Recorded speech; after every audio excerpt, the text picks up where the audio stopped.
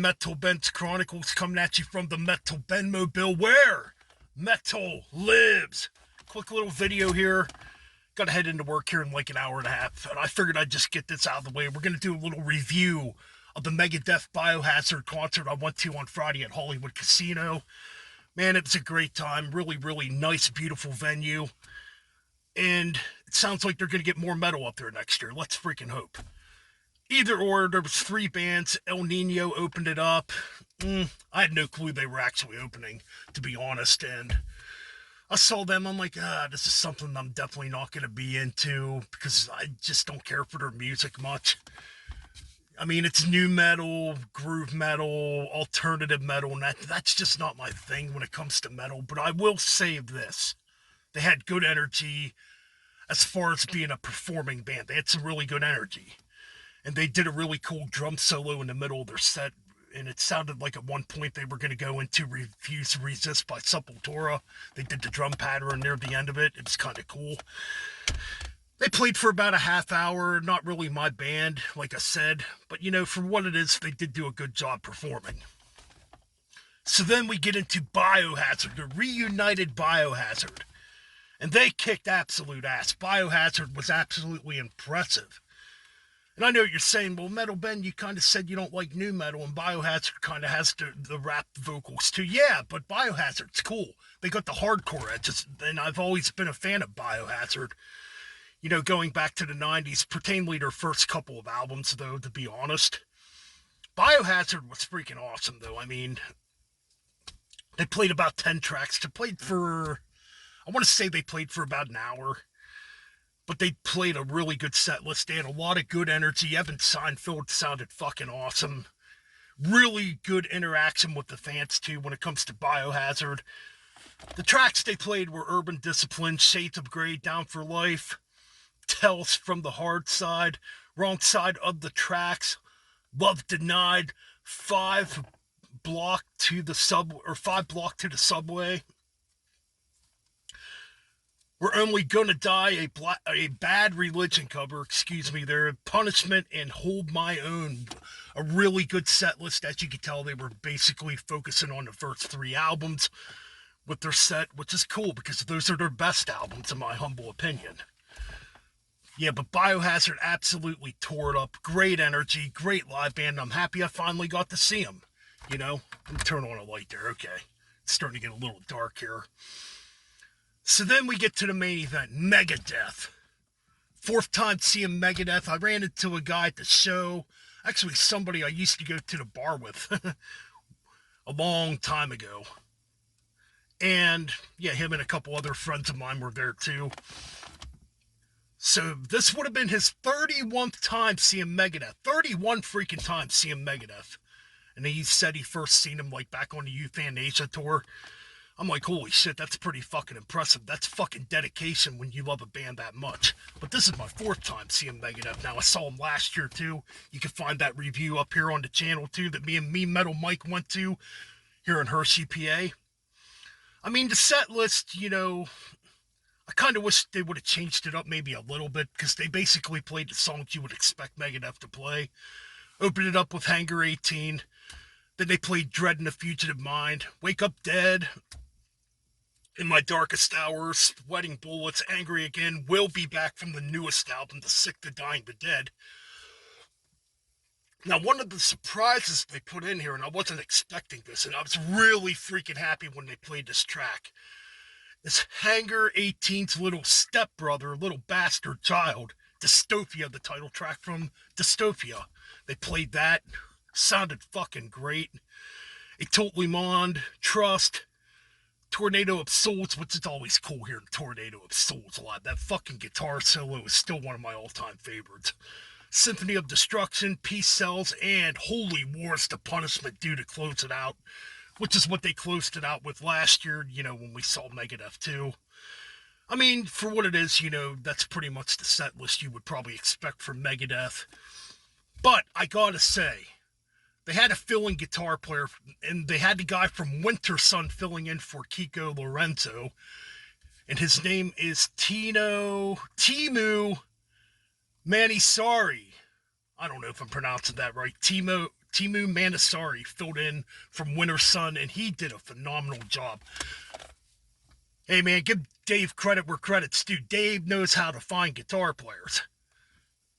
Never disappoints when it comes to finding a guitar player. And this guy played everything note from note to perfection, I thought. And the sound was absolutely great. This was the best I probably heard Megadeth sound, to be honest. I mean, they sounded good last year, too, when we seen them, but they really sounded exceptionally great this year. Now, Dave Mustaine's voice, okay, yeah, it's an acquired taste. And, yeah, maybe not the best live vocalist, but hey, man, it is what it is. I've never had a problem with Dave Mustaine's voice myself. And that could just be because I've listened to Megadeth for 35 fucking years now, and I'm so used to Dave Mustaine's snarly vocals that it doesn't really bother me or distract me. But, the only minor gripe is I kind of wish they would have threw in some, more obscure tracks, I guess. Like, man, I was just thinking of Megadeth tracks I'd love to hear played live. Last Rites Love to Death, Rattlehead, maybe, My Last Words, Good Morning Black Friday. I'd love to hear those tracks played live. Hook and Mouth, Mary Jane. Yeah, break out fucking Mary Jane and play it. That's one, God, I don't even know if Megadeth's ever played that one live. Maybe early on they did. But yeah, there's a bunch of other stuff. You go to the United Abomination album too, tracks like Washington's Next, Sleepwalker, into, Endgame, obviously. I think there should be more shit from Endgame played live too, like Head Crusher. Well, they were playing Head Crusher there for a while. I've seen them play Head Crusher before. But I'd love to see him play This Day We Fight live. There's a few other tracks on that album too I'd like to see. 1320 would be a cool live one, I think. Either or. Megadeth sounded great. They did put on a great performance. Dave's not always the most interactive with the fans. He did speak a few times, though. Megadeth's one of them bands. It's just about the music when they play live.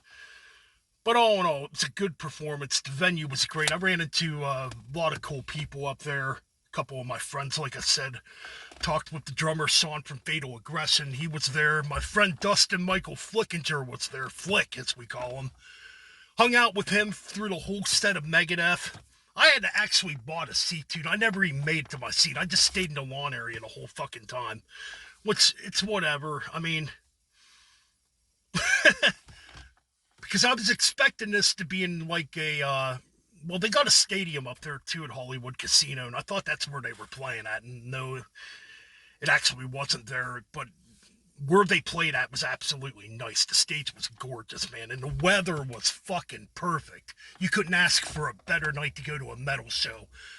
It was nice and cool at night, not too hot. You're not sweating your fucking dick and balls off, and like humidity, It was perfect. Absolutely perfect. But yeah, man, that's pretty much it for the Megadeth concert. I give it a very high ranking. I'd give it like a 9.5 out of 10 if I were to rank it. It was fun, man. But, all in all, yes, so I want to shout out a YouTuber named Drucifer, who actually shouted me out in his videos. Go check his channel out. I'll try to link his channel in the description box when I get a chance to. He's only got like 750 subs. He's been around I think he's been around a little longer than me on YouTube. And this dude does some really good fucking videos, And I think he should definitely have a lot more subscribers than he has. He should be like up to 1,000 subs by now, You